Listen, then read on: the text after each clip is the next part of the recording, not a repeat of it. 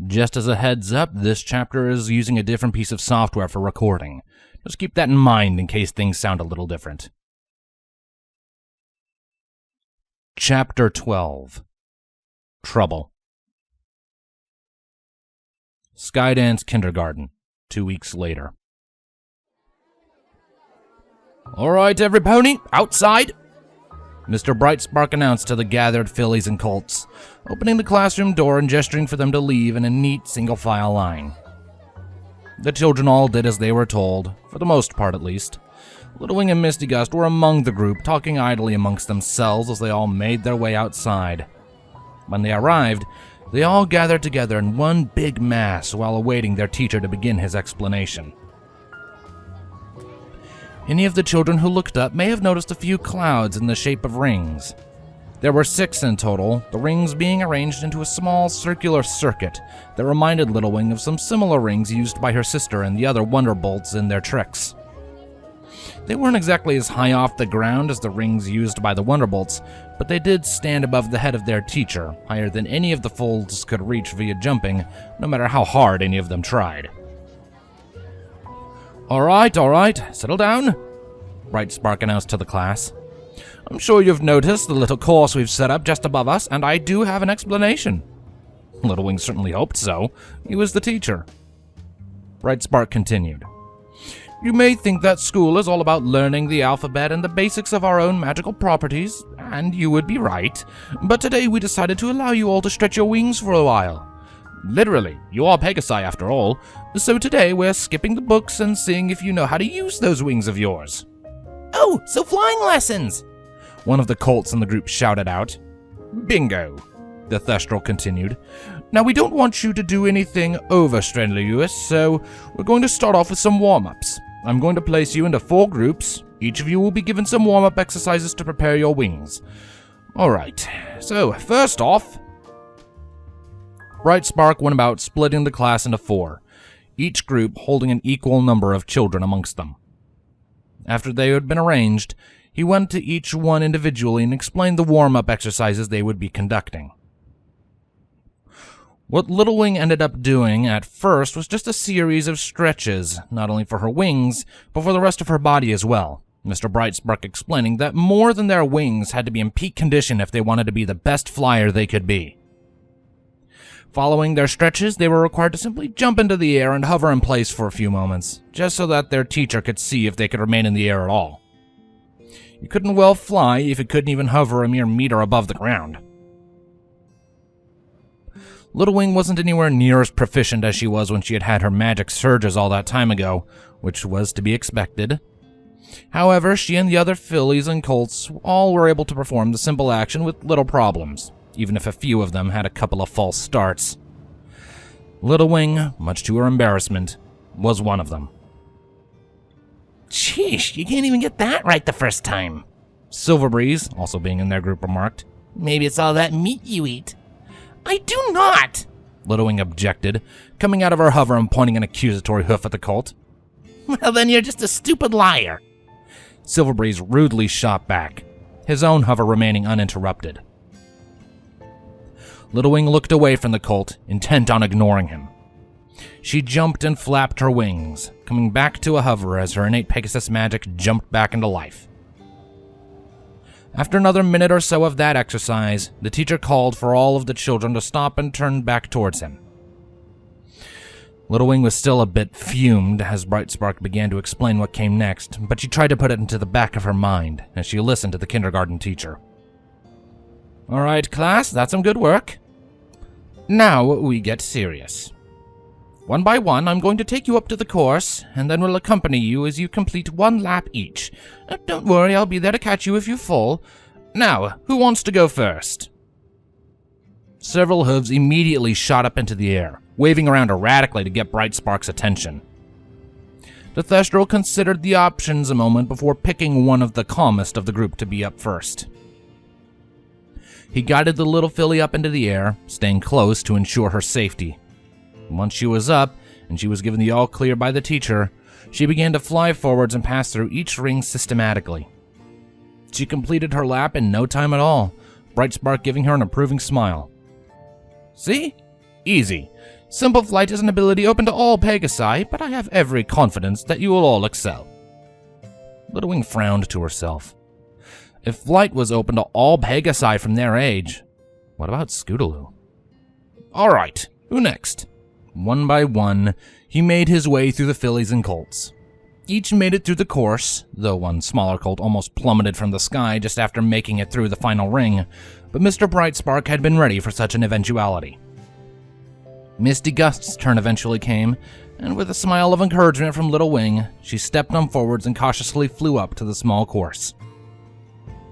Little Wing cheered as her best friend successfully completed the course, flying through all of the rings to near perfection. She wasn't by any means the fastest, but as Brightspark reminded a few of the participants, it was a lesson, not a race. And then it was Little Wing's turn. "Little Wing?" Mr. Brightspark called out. "Come on up." Little Wing was among the last, only two other behind her. Sure, she was a little nervous, but she'd seen all the others complete the course. She was sure she could also complete it. She had been so sure. As she stepped on forwards, she just overheard Silverbreeze remark, She's not good enough. Little Wing swore she heard some pony say that to her before, but she couldn't place it. "Come on, up we go," Brightspark encouraged, easing Little Wing into the air alongside him. The filly had to admit a small, giddy feeling at returning to the air. Aside from a few hops, she had remained mostly grounded since her magic surges had ended. She was quickly present before the first hoop, which she examined in anticipation. Brightspark gave her a nod, and she flapped her wings and proceeded through the first ring with haste. She closed in and passed through the second, and then the third, her teacher encouraging her onward the whole time. But despite her elation at returning to the air, what Silverbreeze had said still bothered her. Only when passing through ring number 4 did it finally hit her. "You're not good enough," her father stated dismissively, returning to his newspaper. "But I promise, I am," the 10-year-old begged. "I know I am. Please, let me try." "School is for bright sparks, not you," her mother agreed with her father. "You'll stay here until you're old enough to marry a good man and make him a good wife, like me." "But I want to go to school," the child begged further. "No means no." I'll escape," she threatened feebly. "I'll tell someone." Her father grabbed her arm, making the girl yelp in both pain and surprise. It hadn't been the first time. "Listen here, Emma. You will do no such thing. If you do, you won't be welcome back into this house, and you will have nobody." Emma relented, tears wetting her cheeks as she fled the living room and didn't stop until she crashed down onto her own bed. When reality came back to Emma, no, to Little Wing, she found herself not in the air, but back on the ground with Brightspark looking over her with a worried expression. "Little Wing, are you all right?" "Yeah, I think so," Little Wing mumbled as she sat up, quite thoroughly confused as to what happened. There were several more adults outside with the group now, one mare running over to Brightspark and Little Wing with a first aid kit in her mouth. "What happened?" the mare asked as she placed the box down next to Little Wing. "I'm not certain. She just spaced out and dropped like a stone," Mr. Brightspark explained. "I don't know why." Among the crowd, Silverbreeze and his buddies were snickering to themselves rather cruelly. "She really can't fly. All she's good for is crashing." "Hey! Enough of that!" Brightspark barked out, having heard the colt. "I'll be talking with you afterwards, trust on that." The colt huffed, trying to act unintimidated by the pony with the fangs. Even if he'd been told off, Silverbreeze's comments still stung Little Wing sharply. She had fallen from the sky and crashed in front of all the others.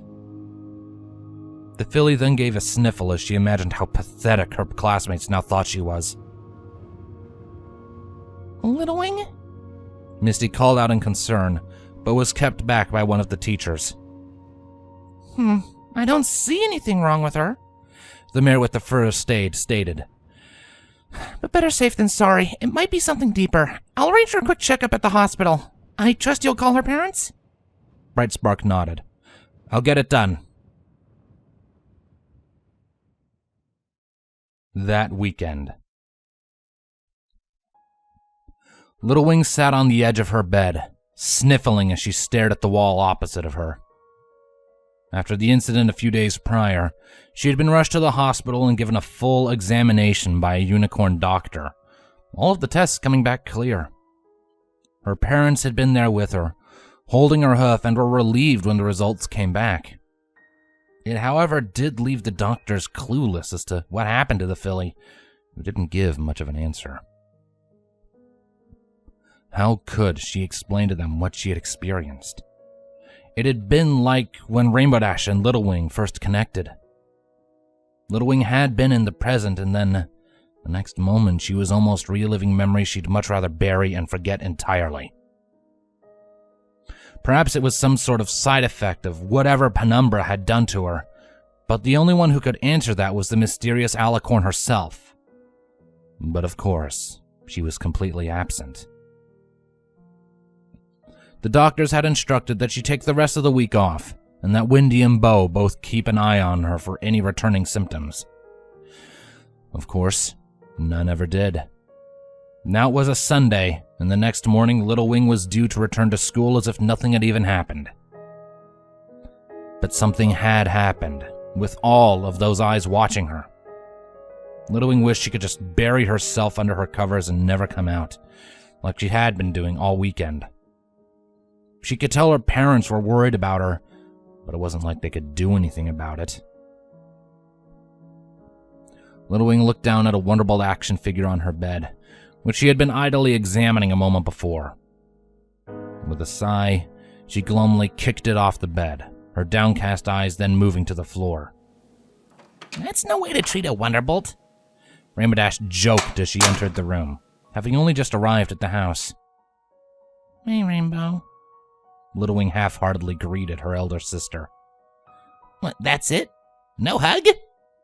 Rainbow Dash asked as she sat down next to Little Wing. The filly shrugged, not answering. Rainbow Dash sighed. You know, Mom and Dad are pretty worried about you. They say you won't talk to them, so they dragged me up here instead. So, what's up? There's nothing to talk about. Oh, come on, Little Wing. You're not old enough to be acting all down in the dumps like this. You're not even 2 yet. Little Wing had to concede the point.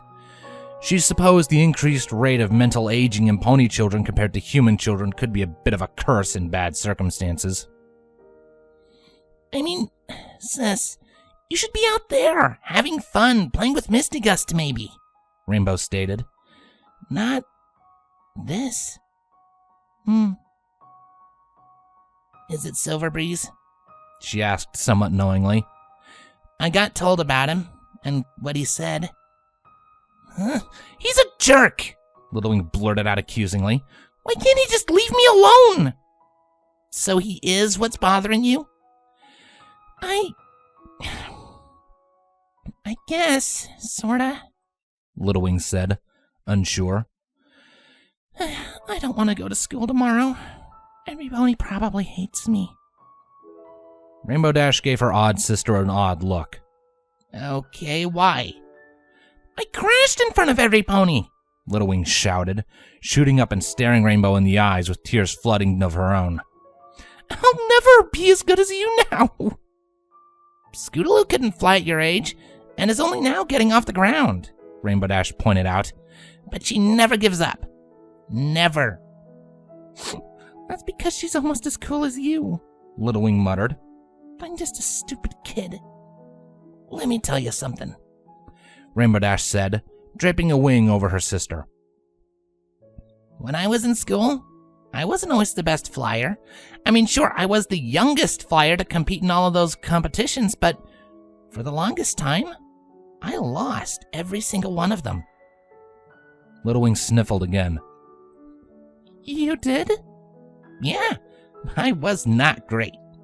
Another friend of mine, Derpy, used to be the best, actually. But she's a long and, kinda sad story. Rainbow trailed off before getting back on subject. But I practiced and I got better. And there's something else, too. There is? Rainbow nodded. Once, I also had a bit of an accident. Only I crashed into a bin and got given the name Rainbow Crash. Little Wing tilted her head. But isn't that the name the Wonderbolts call you? I crashed into a bin second time on my first day with them. Rainbow stated slightly sheepishly. But it's not quite as mean-spirited with them, and Spitfire's nickname is way worse. Really? What is it? I'll explain later. Rainbow promised.